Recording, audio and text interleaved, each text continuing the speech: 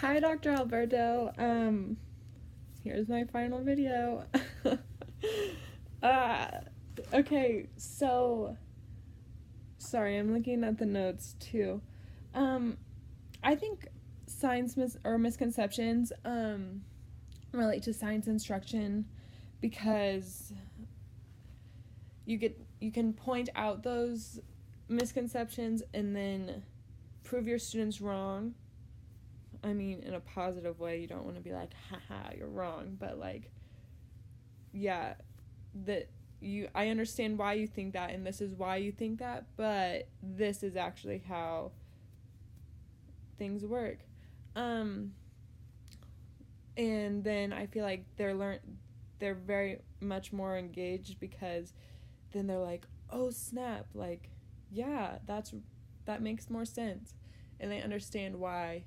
And an example of that would be when we did the paper clips in the cup thing. That was a misconception for basically everyone.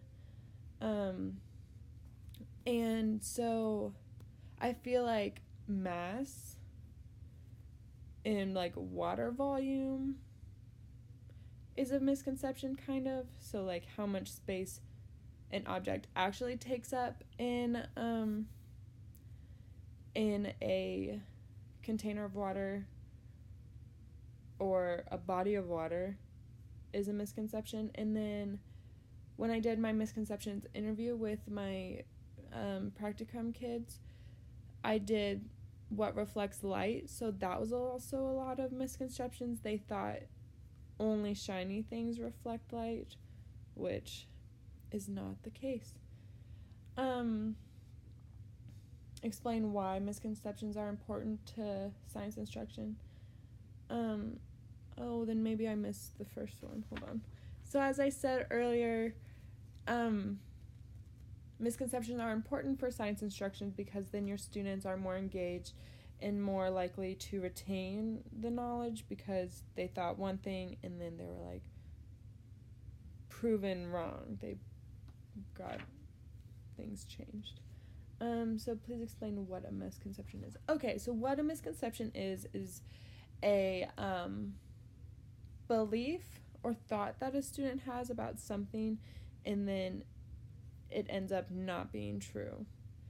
Either they haven't learned about that something, they just kind of assume based on other knowledge they have, but yeah. Please explain how you will leverage. I think really working off their misconceptions. So like if there's a common theme throughout that a lot of the students think is true but is not true, kind of really pointing that out, then kind of going in and like, just kidding, here's what it actually is. So just kind of using those misconceptions to my advantage, especially in the 5E to get them engaged. So pointing out what they believe and then exploring that belief and then explaining why that is not true, and then having them elaborate on their new learning.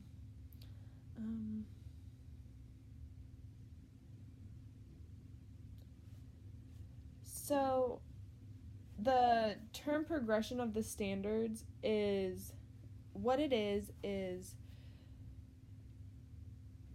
a layout on the NGSS of what students have learned K through 2, what students have learned 3 through, I don't know what the exact breakdown is, but you can see exactly how each standard evolves through K through 12 learning science. Why the NGSS has progression of standards, I think is great. I think it's great that they have them. And the reason why is because then you can kind of look back on if you're teaching a 3rd grade class, you can look on what they learned about K through 2 to engage them in what oh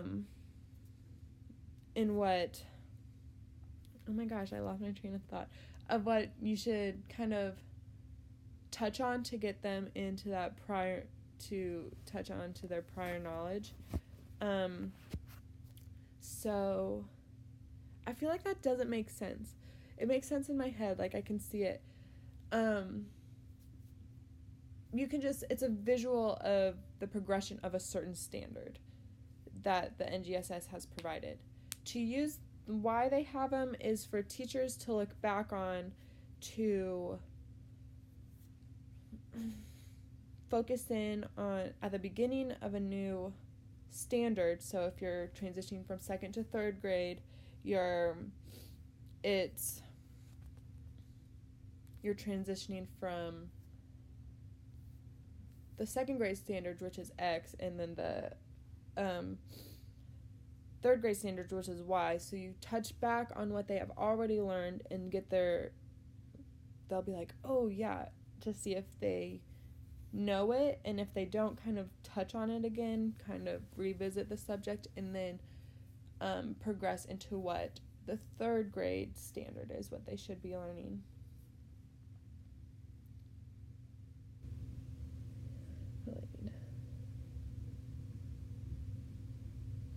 I'm going to need my notes that I took in class for this one. It is, please explain what your role as a 5th grade teacher focused on teaching content related to the NGSS Performance Expectation 5 PS1 3. I have that written down.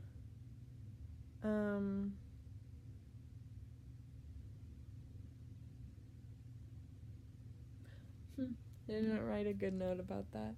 So I'll come back to that and kind of talk while I look this up.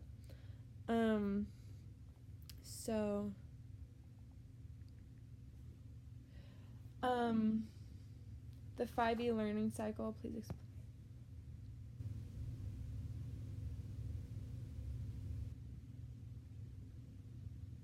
Okay, so the 5E learning cycle is engage. So what I've seen used for this is reading a book, watching a video, doing a quick little activity to kind of get them hooked on the subject of what they already know. Yeah, and so it's really easy to get to the progression of standards. So you're at the home page. Oh shoot.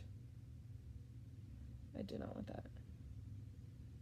So then you click on the standards, and then I don't like doing this on a phone, so the standards, and then you click on appendices, if it'll let me.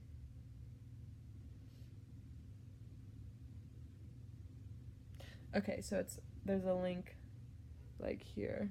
I'm gonna press the appendices, and then you go to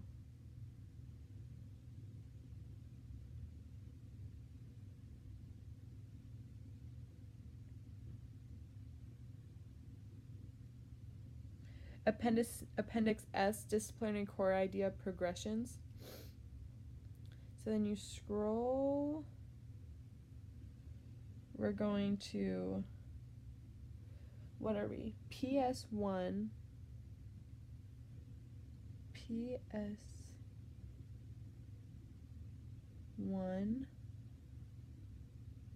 3.